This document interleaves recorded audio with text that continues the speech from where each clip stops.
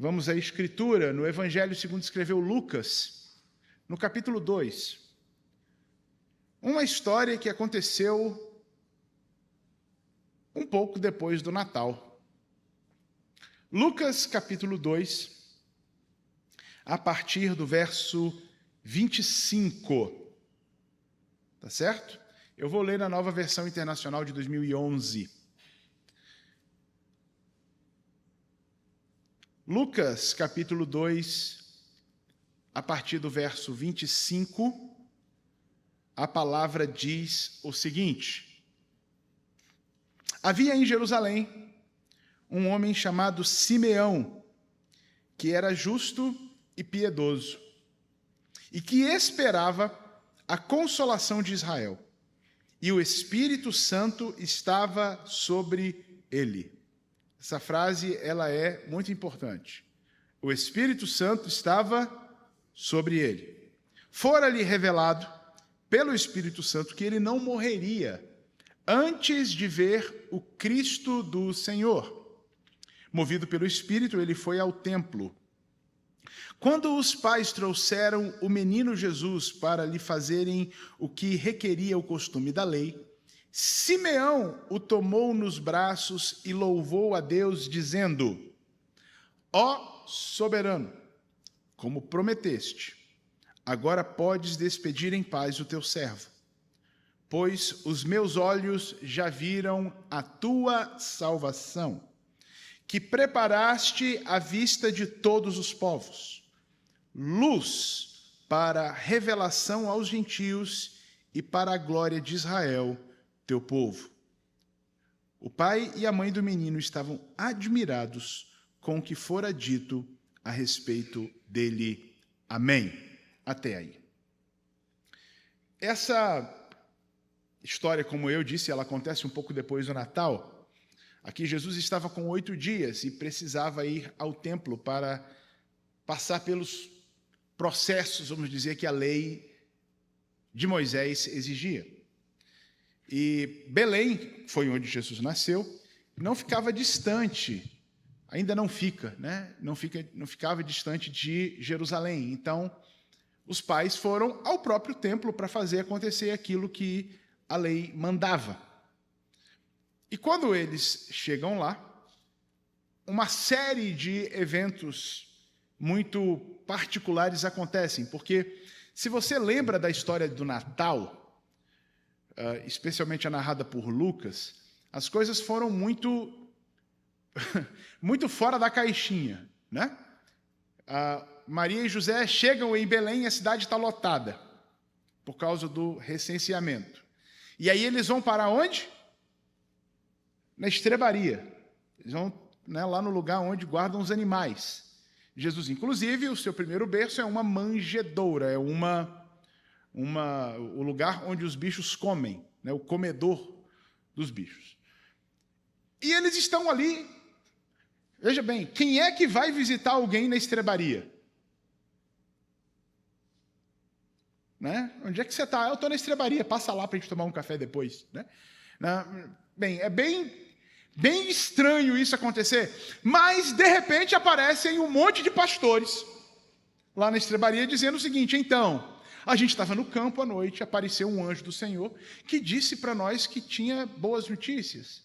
E aí, de repente, aparece um coral de anjos gritando e cantando glória a Deus nas alturas, paz na terra aos homens aos quais ele estende a sua boa vontade. E aí ele disse, né, o sinal é a gente vai lá em Belém, vai encontrar um menino enrolado em panos e deitado na manjedoura. Estamos aqui. E todo mundo, né, José e Maria, caem o queixo e falam: puxa vida, a gente está escondido no lugar dos animais, na cidade, e os anjos avisam onde é que a gente está. Que coisa, né? Bem, com toda aquela descrição ainda,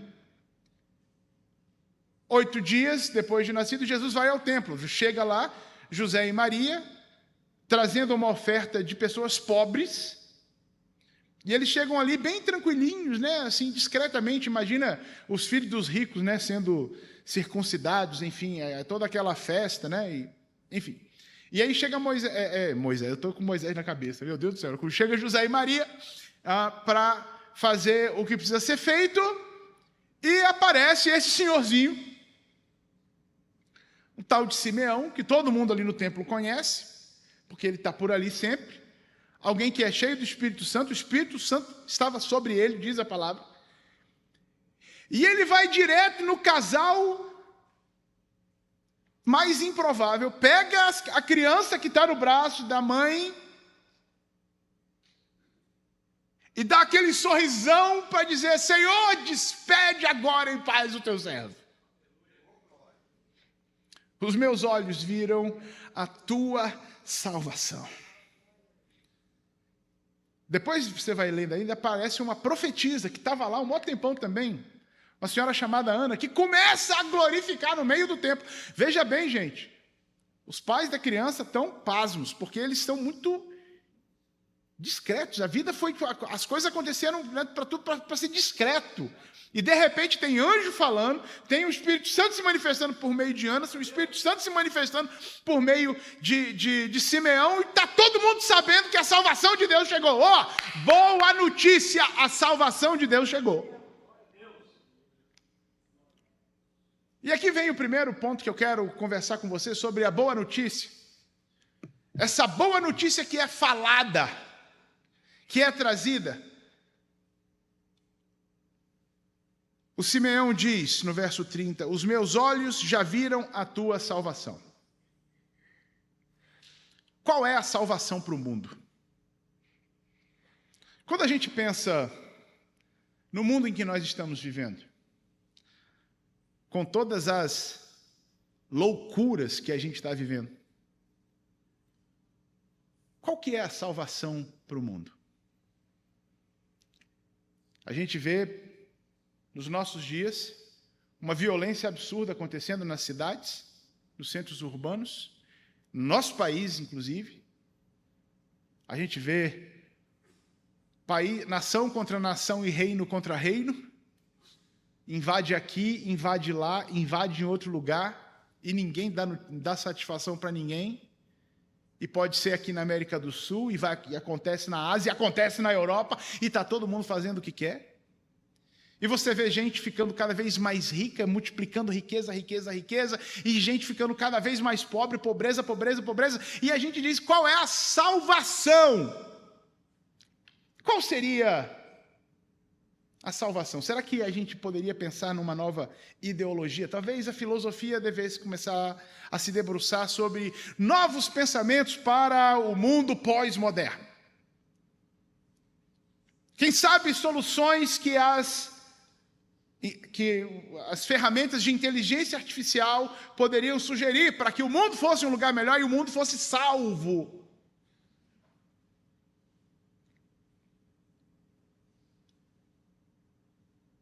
Um novo modelo econômico? Por que não? Uma nova ideologia política? Por que não? Um novo sistema de governo? Quem sabe? A gente já testou tanta coisa. Vamos testar algo diferente. Vai que funciona bem. Por meio de Simeão, o Espírito Santo nos faz saber que a salvação para o mundo está em uma pessoa. O mundo tem salvação, e a salvação está em uma pessoa. Pensem o que quiserem, inventem o que quiserem, desenvolvam os modelos que quiserem. A salvação não vai mudar de lugar, porque a salvação é um alguém, e esse alguém se chama Jesus. Sabe, gente, isso é fundamental para nós, porque quando a gente entende que a salvação está numa pessoa, a gente pode ter segurança da salvação. Eu explico. Se eu pensar alguma coisa, e eu criar um modelo aqui, vamos dizer que eu fosse um cara extremamente inteligente, né? Do tipo Adam Smith, e criasse um modelo econômico novo, propusesse esse modelo para a salvação do mundo, veja bem, por mais inteligente que eu fosse, o meu modelo estava sujeito a falhas. Por quê? Porque eu sou alguém sujeito a falhas.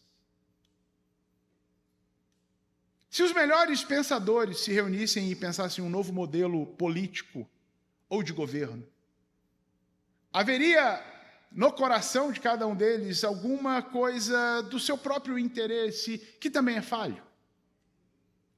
E quando a gente vai observando que tudo aquilo que nós seres humanos inventamos, seja da filosofia, ou seja mesmo no campo da ciência, tudo isso está sujeito ao fracasso.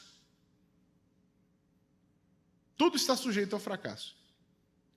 Nada disso permanece por si mesmo, porque a origem é uma origem falha. É uma origem que não tem sustentação em si mesmo. Mas quando a gente observa a salvação na pessoa de Jesus, nós não estamos falando de um alguém qualquer. Nós estamos falando do próprio Deus. E eu tenho falado muito ultimamente nessas confraternizações de fim de ano e nos aniversários, esse salmo que me chama muita atenção, que é o Salmo 90. E o Salmo 90 é um salmo atribuído a Moisés e ele traz essa verdade para os nossos olhos, de dizer o seguinte: Deus, o Senhor tem sido o nosso refúgio de geração em geração. Passam as gerações e Deus é o refúgio. Por quê? Antes que a terra fosse formada, ou que existissem as montanhas, antes de qualquer coisa, e deixa eu fazer aqui um parêntese, porque isso eu aprendi com o Ariel, né? O Ariel não está aqui hoje à noite, né? A gente fez uma vez uma trilha, e o Ariel pegou uma rocha, que ele é, como é que é o nome do que ele é mesmo? Geólogo, isso, né? Geólogo. Ele pegou uma pedra e disse assim: olha só, essa pedra dobrou. Quando alguém diz que uma pedra dobrou, isso é meio ilógico para nós, é ou não é? Porque pedra não dobra. Pedra não dobra. Aí, claro, né? O super inteligente aqui fala para ele: qual é, velho? A pedra dobrou? Aí ele diz: uai, o que é uma montanha senão uma rocha que dobrou ao longo de milhares e milhões de anos? Então, sim, as rochas dobram, elas levam um tempo enorme para fazer isso, mas as rochas dobram, pasme. Por isso que o Salmo 90 ele assumiu para mim uma nova dimensão, quando ele diz assim, que antes que os montes se formassem, ou seja, se para existir monte a pedra precisa dobrar, e ela leva um tempão para fazer isso, antes que existisse a terra, ou que os montes se formassem de eternidade, a eternidade, tu és Deus. A salvação estar na pessoa de Deus muda tudo. Porque de eternidade a eternidade ele é o mesmo. De eternidade a eternidade ele subsiste. De eternidade a eternidade ele garante tudo. Ele criou todas as coisas, ele fez todas as coisas e todas as coisas se mantêm pelo seu poder. A salvação, a gente vai ouvir esse cântico lá no livro do Apocalipse. A salvação pertence ao nosso Deus, que se assenta no trono, e ao Cordeiro. A salvação de Deus está numa pessoa, e assim se garante salvação para a humanidade. Essa é a melhor notícia. Não existe debate sobre isso. Ideologias se debatem. Debate. Traz a ideologia que sempre vai ter alguém para dizer que tem uma ideologia melhor do que a sua. Ou que a sua já caiu. Ou que a sua está ficando obsoleta. Tem alguém que pensou algo novo, tem um cara que escreveu um livro, publicou semana passada, lança um modelo econômico, vai ter alguém que está ganhando o Nobel daqui de 2 anos, né? Porque eles estão testando o modelo dele, agora parece que vai dar certo, daqui a 2 anos o cara vai ganhar o Nobel, o seu modelo que você está pensando já foi, mas olha só, deixa eu te dizer, se a gente fosse depender disso, a gente estava realmente lascado, mas a salvação é uma pessoa e é o próprio Deus. Ele veio até nós para dizer, salvação é comigo, pode vir para cá, eu garanto. Salvação é uma pessoa. E a salvação, por ser uma pessoa, ela é, nesse sentido, visível, tangível. Nós não estamos vendo Jesus como Simeão viu. Simeão pegou Jesus no colo. Olha só que privilégio, né? E Jesus, com 8 dias de nascido, provavelmente nem chorou, porque criança só começa a chorar depois de 3 meses, né, quando ele começa a estranhar os outros. Mas até lá, né, todo mundo é legal. Então, Simeão pega Jesus no colo e se alegra, né, com aquilo, e ele tem a salvação nas suas mãos, ele sente a pessoa de Jesus. Porque uma pessoa é tangível, não é um modelo abstrato que alguém desenhou e escreveu. Está num papel, numa ideia que alguém trouxe. Não. É uma pessoa, é real. Deixa eu te dizer, a salvação de Deus, ela é real.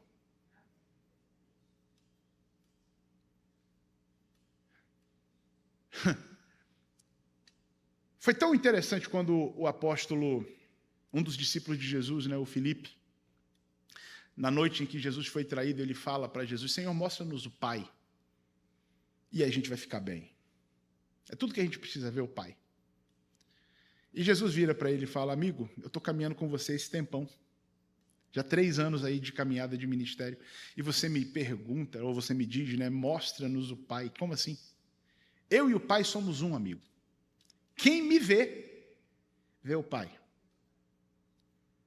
Como é gostoso saber que existe um Deus que quer se relacionar conosco, e Ele é real, e Ele é carne, e convive com a gente, e vive agora dentro de nós, e a gente pode sentir isso, e viver isso, e ter a certeza da salvação, porque existe o selo do Espírito Santo dentro da minha vida, e isso arde dentro de mim, de dizer, eu sou salvo. O mundo pode pegar fogo, né? O mar pode pegar fogo para o pessoal comer peixe assado, não importa, Deus é o nosso refúgio e fortaleza, socorro bem presente na angústia, pelo que não temeremos, ainda que a terra se mude, ainda que os montes se transportem para o meio dos mares, ainda que as águas rujam e se perturbem, ainda que os montes se abalem pela sua braveza, Deus é o meu refúgio, Deus é a minha salvação, porque Ele vive dentro de mim.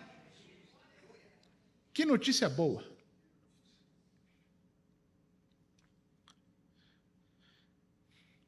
Os meus olhos já viram a tua salvação, que preparaste à vista de todos os povos, diz o verso 31.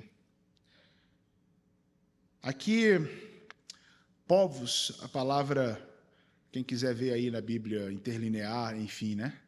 A palavra aí é eton, que significa todas as pessoas. Eu gosto muito desse trecho, e de pensar que Deus preparou a salvação dele à vista de todas as pessoas, de todo mundo. É que a salvação de Deus não foi algo improvisado. Deus não tinha uma coisa assim, um plano B. Se der errado, eu vejo o que eu faço com isso aqui. A salvação de Deus foi pensada antes da criação do mundo. Como eu acho isso lindo de ver. Da gente saber, e a Bíblia chama Jesus de o Cordeiro que foi morto antes da fundação do mundo, exatamente para a gente saber que a salvação de Deus que está numa pessoa foi pensada antes de qualquer coisa ser criada. Deus já sabia o que a gente ia fazer e Deus já tinha dito, eu já sei o que vai ser feito. E Deus conduz a história para a salvação aos olhos de todo mundo. Deus não deixa nada escondido. Deus vai salvar a humanidade e Ele fala isso lá no Éden, para o primeiro casal. Deus vai salvar a humanidade e ele começa a dar essas instruções do que ele vai ser feito por meio de um povo, de que esse povo tem que ser luz para as nações, para que esse pessoal olhe para cá e veja, a salvação de Deus está chegando. Deus não fez nada escondido, Deus sempre teve o controle da história na mão, Deus sempre teve a sua salvação pronta para ser executada para me alcançar e alcançar você. O que isso tem a ver? É que você pode errar o tanto que for, Deus já sabia. Você não vai conseguir decepcionar Deus.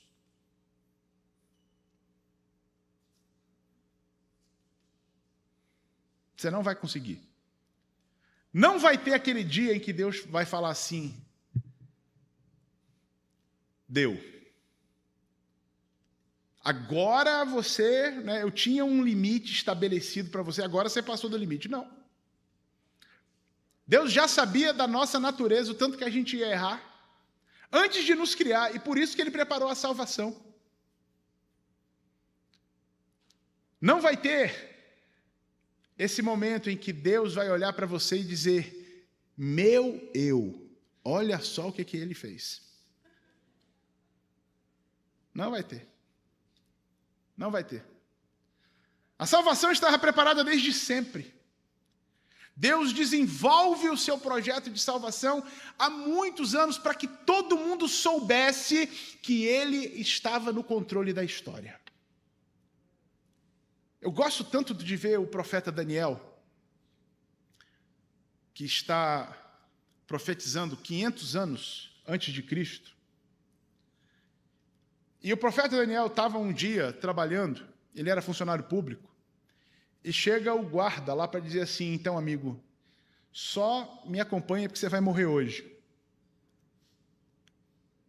Como é que é? É porque o rei teve um sonho, olha só, o rei babilônico, né? O rei teve um sonho, já pediu para o pessoal aí lembrar o que foi que ele sonhou, e ninguém está lembrando do que ele sonhou, ninguém consegue dizer o que ele sonhou, ele quer saber o que ele sonhou e a interpretação. Como ninguém apareceu, vai todo mundo morrer. Essa é a notícia que chega para Daniel.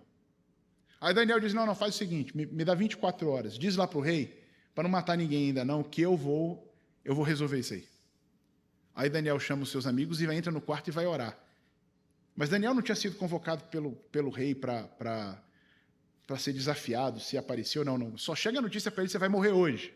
E ele diz: manda dizer para o rei que em 24 horas a gente conversa. E aí Daniel começa a orar, e Deus dá revelação para Daniel. Presta atenção. Deus dá revelação do seu projeto de salvação da humanidade para o rei da Babilônia.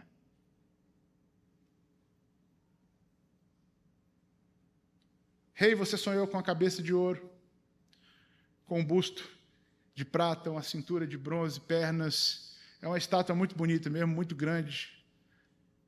E a cabeça é você, depois vai vir outro reino, depois vai vir outro reino, e aí vem outro reino. E o negócio é o seguinte: no fim das contas vai soltar. Teve uma pedra que foi cortada sem auxílio de mãos humanas. Meu Deus, como isso fala comigo. Sem auxílio de mãos humanas, que esmaga a estátua, faz ela virar pó, e essa pedra se torna uma montanha que preenche toda a terra. Isso é a salvação de Deus. Para quem que foi o sonho, amigos?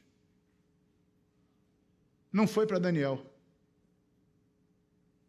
A salvação de Deus estava à vista de todos os povos. Deus estava dizendo: eu vou salvar, a história é minha, o controle é meu. Boa notícia, Deus sabe de tudo e Deus quer você perto desde sempre. Terceiro, luz para a revelação aos gentios e para a glória de Israel, teu povo. Verso 32. A salvação de Deus é uma luz para a revelação aos gentios e para a glória de Israel, teu povo. Aqui nesse momento da história é um recorte, nós estamos iniciando esse novo momento de Deus, esse novo testamento, né? esse novo pacto de Deus. Israel, até esse momento, é aquele que é o povo que tem a notícia da salvação em si. Eles foram chamados, eles foram escolhidos para serem esses que seriam a luz para as nações, que iam trazer, por meio de quem viria a salvação de Deus. E eles tinham a notícia da salvação, embora que a salvação de Deus estivesse sendo proclamada a todos os povos. Mas aqui vem uma história muito curiosa nisso, é que a salvação de Deus, preparada para todos os povos, ela é de luz para as etnias. Aí a Selminha gosta muito dessa palavra, né? Porque aí os gentios, aí é etnê. Né? São as etnias, para todas as tribos, povos, línguas, enfim, todas as etnias ao redor do mundo. E a palavra revelação aqui é a mesma palavra apocalipse. Pode olhar. Aí, quem gosta desse negócio, viu? A palavra apocalipse, revelação, ou seja, Deus, na salvação dele, ele está tirando o véu para que aqueles que não conhecem a salvação de forma próxima possam vê-la. Ao mesmo tempo que aqueles que conhecem a salvação tenham uma recompensa. Isso é uma boa notícia. Vamos lá. Quem não conhecia a salvação, não tinha contato com ela, eu acho que alguns aqui experienciaram isso, né? Você foi preparar sua ceia de Natal, e aí você colocou, vamos dizer do prato que eu fiz, porque você não fez ele, então eu vou falar do meu, né? Você fez um lombo no abacaxi, né? Um lombo no abacaxi. Você fez um lombo no abacaxi também? É mesmo? Cortadinho dentro do abacaxi? Olha aí que legal. Então é nóis, né? Então vamos lá. Você coloca e põe o foil, né? O papel alumínio por cima, né? E põe no forno. 50 minutos para que a carne, o lombinho, cozinhe. Só que você sabe, presta atenção. Você sabe que está cozinhando, mas você não está vendo.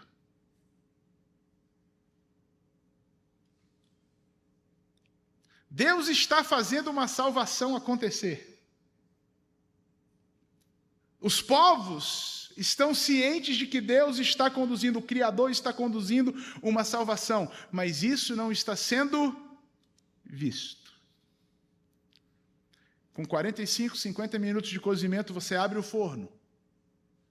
E agora você tira o papel laminado, você revelou o que está ali, você fez o apocalipse. Apocalipse é revelar. Você fez o apocalipse, você revelou o que está ali. Embora você soubesse, você não via. Mas agora você está vendo. A salvação de Deus é real. Você que estava longe, você que só estava sentindo o cheiro, você que só estava na expectativa de que hora que esse negócio vai aparecer, quando esse que é a salvação de Deus chega, o véu é tirado, o papel alumínio é tirado para que eles vejam a salvação é real e ela está aqui.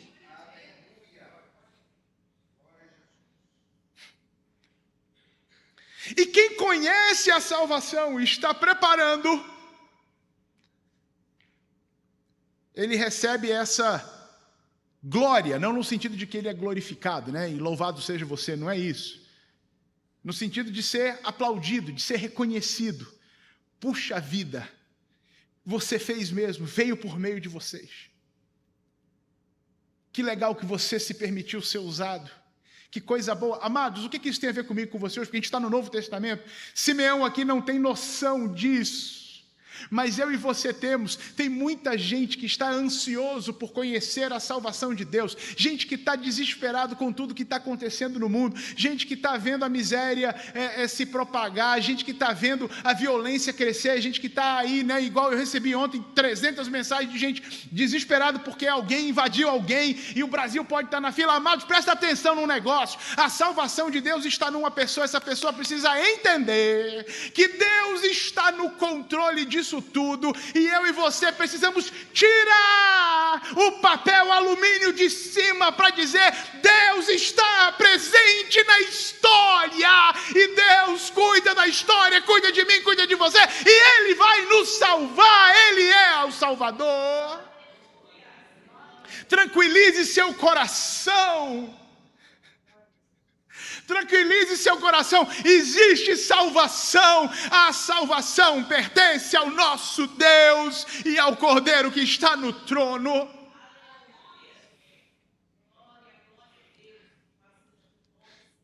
E essa pessoa, quando receber a salvação de Cristo, vai dizer para você: muito obrigado. Você tem minha gratidão, eu não tinha visto ainda. Eu não tinha percebido como que Deus me amava, como Deus me queria perto dele.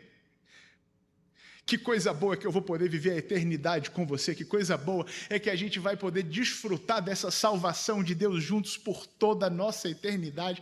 Que coisa boa é que a gente vai poder louvar a Deus pelos séculos dos séculos, junto com toda a multidão. Essa é a glória para aqueles que conhecem a salvação, é saber que você fez parte do projeto de Deus de restaurar todas as coisas. É por isso que eu e você que estamos aqui hoje, que já conhecemos a salvação, a gente não pode ser omisso no negócio. É porque quando a salvação chega, quando Cristo chega, e o papel alumínio é tirado, alguém tem que tirar o papel alumínio, e esse alguém hoje somos nós.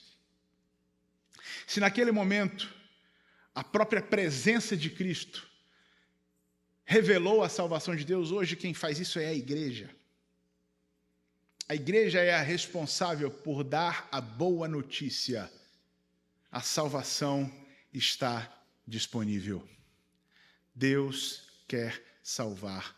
Deus está salvando. A salvação pertence a Deus e ela é real, ela é uma pessoa. Nesse ano, tem notícia boa. Ah, tem. E você tem a notícia boa. Você tem a notícia boa. Não se omita. Começa a dizer: os nossos olhos já viram a tua salvação, Senhor, que preparaste a vida à vista de todos os povos. Luz para a revelação aos que andam longe, e glória para aqueles que já a conhecem, porque a distribuem. Seja você parte disso. Tem notícia boa. Tem notícia boa, Ele reina. Tem notícia boa, Ele salva. Tem notícia boa, Ele governa. Tem notícia boa, Ele não perde o controle de nada. Tem notícia boa, Ele está restaurando todas as coisas. Tem notícia boa. Fique em pé comigo.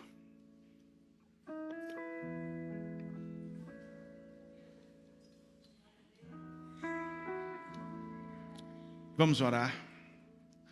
Ó Deus, nós queremos juntos aqui, os que estão nesta casa e os que estão assistindo de longe ou em outro momento, nós nos colocamos diante do Senhor, gratos pela Tua salvação e gratos por conhecer a boa notícia de que a Tua salvação está disponível. O Senhor sempre preparou tudo, o Senhor sempre conduziu a história, e tudo está nas tuas mãos. Tu és o Deus Todo-Poderoso que governa todas as coisas. Deus, que nós aqui, os que estão aqui, que nós sejamos os instrumentos de revelar, de trazer, de levar a tua boa notícia, de mostrar para esse mundo, especialmente para os que estão longe, que o Senhor é Salvador, de que o Senhor está vendo tudo e que o Senhor vai restaurar tudo. As pessoas precisam saber disso, ó Deus. Usa a nossa vida para sermos propagadores da boa notícia. Deus, se alguém que está nesse ambiente ou assistindo esse momento nosso de oração, se essa pessoa está com o seu coração apertado, com medo, com receio, seja do hoje ou seja da eternidade, que a boa notícia de que o Senhor salva invada esse coração agora. Que esse coração seja tomado pela alegria da salvação de Deus. Ó Deus, e se ele ou ela decide agora caminhar perto de Ti, recebe como filho, abraça mesmo, traz para perto do Teu coração, para que a alegria transborde ainda mais, para que ele também e ela sejam uma propagadora do Evangelho, da boa notícia, para outros que estão precisando ouvir. Tu és Deus sobre tudo, Tu és Senhor sobre todas as coisas. Que ao longo, Senhor, do período que temos pela frente, deste ciclo que começa novamente, nós sejamos portadores de boas notícias que Te exaltem e engrandeçam o Teu nome. Usa-nos, Senhor, nas Tuas mãos. Meu Deus, que a gente não se omita, que o poder do Espírito Santo esteja sobre nós. Eu quero orar pela minha irmã e pelo meu irmão que estão aqui agora, Senhor, para que o Espírito Santo que já vive nele se manifeste como se manifestou em Simeão. Que ele, que ela dê lugar para a ação do Espírito Santo de testificação, por meio da sua vida, por meio da sua boca, por meio dos seus gestos. Que eles sejam testificadores, propagadores da boa notícia que o Senhor tem para nós. Amém, amém, e glória a Deus e glória a Deus.